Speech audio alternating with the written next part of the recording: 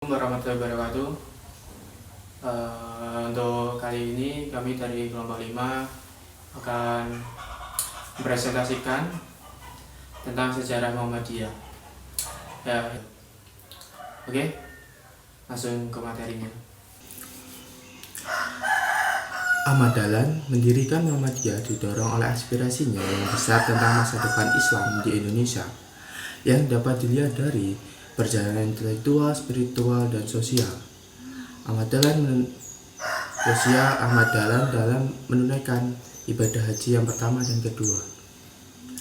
Dalam ibadah hajinya yang pertama, saat masih berusia 20 tahun, Ahmad Dahlan menemukan banyak hal tentang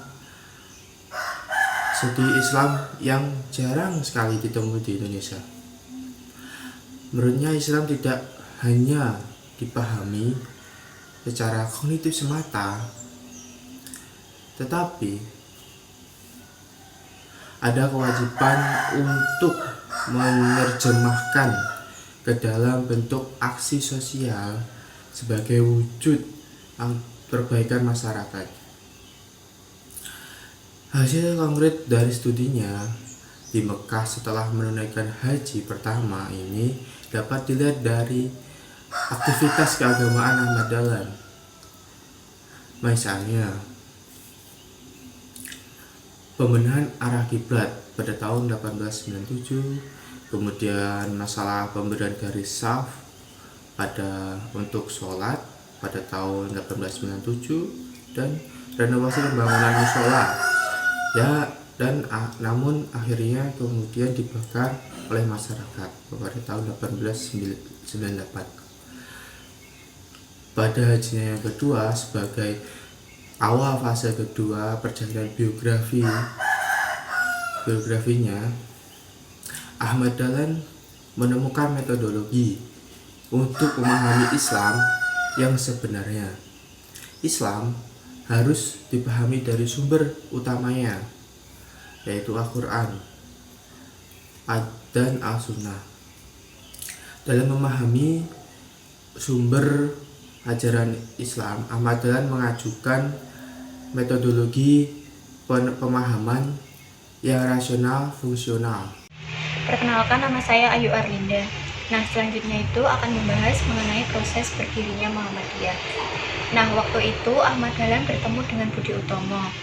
Nah, dalam pertemuannya itu akhirnya Ahmad Dahlan bergabung dengan perkumpulan Budi Utomo. Kemudian diberi amanah sebagai penasehat masalah-masalah agama. Nah, jabatannya itulah yang kemudian dimanfaatkan oleh Ahmad Dahlan untuk mempelajari mengenai organisasi dan aktualisasi ajaran Islam. Kemudian pada tahun 1911 Ahmad Dahlan mendirikan sebuah madrasah. Namun pada saat itu mendapat reaksi buruk kurang baik dari para masyarakat dan juga oleh para keluarganya, karena dianggap ajarannya itu menyimpang dari ajaran agama Islam. Namun hal tersebut tidak menyurutkan Ahmad Dahlan, tetapi Ahmad Dahlan tetap melanjutkannya. Nah, kemudian pada saat suatu pengajian, Ahmad Dahlan itu mendapat usulan dari salah satu peserta mengenai pengelolaan sebuah sekolah yang baiknya itu dikelola oleh sebuah organisasi agar ajaran-ajarannya itu tetap berlangsung terus-menerus walaupun pendirinya telah wafat. Nah, untuk merealisasikannya itu kan membutuhkan sumber daya manusia, sedangkan pada saat itu Ahmad Dahlan kurang mendapat dukungan dari orang-orang. Nah, untuk merealisasikan itulah akhirnya Ahmad Dahlan melakukan beberapa persiapan. Nah, persiapannya itu yang pertama, Ahmad Dahlan bertemu dan berdiskusi dengan Budi Harjo, Dwi Sojowejo, guru Quad School. Pertemuan itu berlangsung di Yogyakarta. Pembahasannya itu mengenai bahwa nantinya siswa Quad School itu tidak boleh menjadi pengurus, melainkan orang-orang dewasa yang menjadi pengurus. Nah, dalam pertemuan itu juga Budi Utomo juga mau ikut merealisasikannya, tetapi dengan syarat harus tersusun 7 anggota baru dari Budi Utomo. Nah, dalam pertemuan itu juga belum belum menemukan nama dan tujuan dari organisasi tersebut. Nah, kemudian yang kedua itu Ahmad Dahlan bertemu dengan orang-orang terdekat untuk membahas nama organisasi tersebut. Dan pada akhirnya Ahmad Dahlan memberikan nama organisasi tersebut dengan nama Muhammadiyah. Muhammad yang diambil dari nama Nabi Muhammad kita sendiri, Nabi Muhammad Shallallahu Alaihi Wasallam, dan mendapat tambahan ya yang artinya ketika nanti ada orang yang masuk dalam Muhammadiyah diharapkan mampu meneladani berperilaku lah seperti Muhammad dan bertakaun. Nah, yang ketiga itu Ahmad Dahlan dan para keenam anggota barunya mengajukan permohonan kepada Hufte Buster Budi Utomo untuk berdirinya Muhammadiyah kepada pemerintah Hindia Belanda.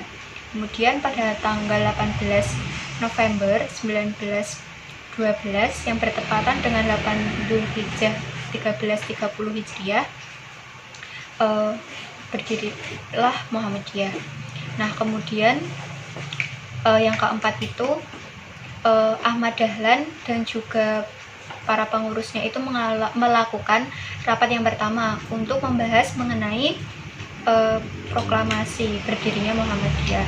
Nah, pembahasan itu terjadi di Yogyakarta. Nah, kemudian yang terakhir barulah memproklamasikan berdirinya Muhammadiyah.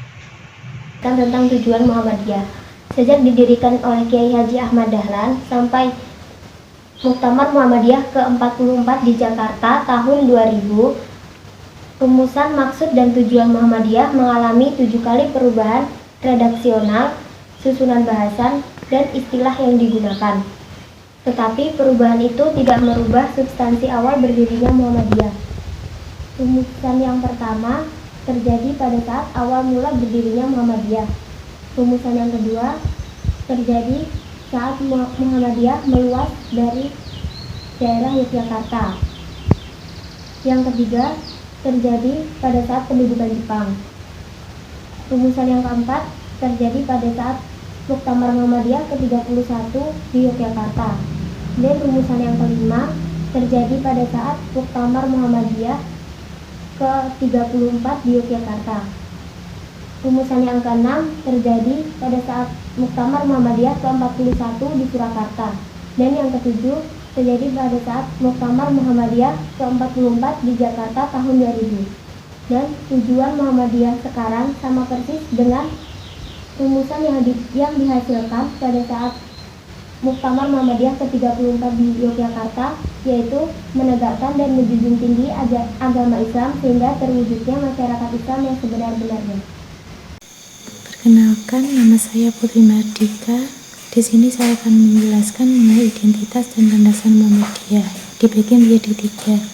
Yang pertama, identitas perjuangan Muhammadiyah. Identitas perjuangan Muhammadiyah sebagaimana yang tercantum di dalam anggaran dasar Muhammadiyah pasal 1 ayat 1 yang dinyatakan sebagai gerakan Islam dakwah amar ma'ruf nahi munkar. Yang kedua, landasan ideal Muhammadiyah atau biasa disebut dengan landasan normatif, yaitu bagi pelaksana aktivitas Muhammadiyah meliputi beberapa hal. Yang pertama, muqaddimah anggaran dasar Muhammadiyah, kepribadian Muhammadiyah, dan MKCHM.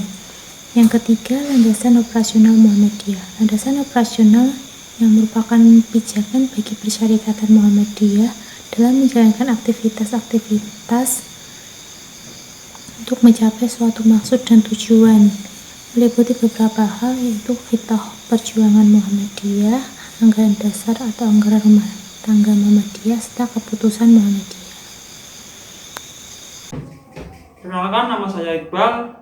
Selanjutnya, Muhammadiyah dan kiprah sosial masyarakat.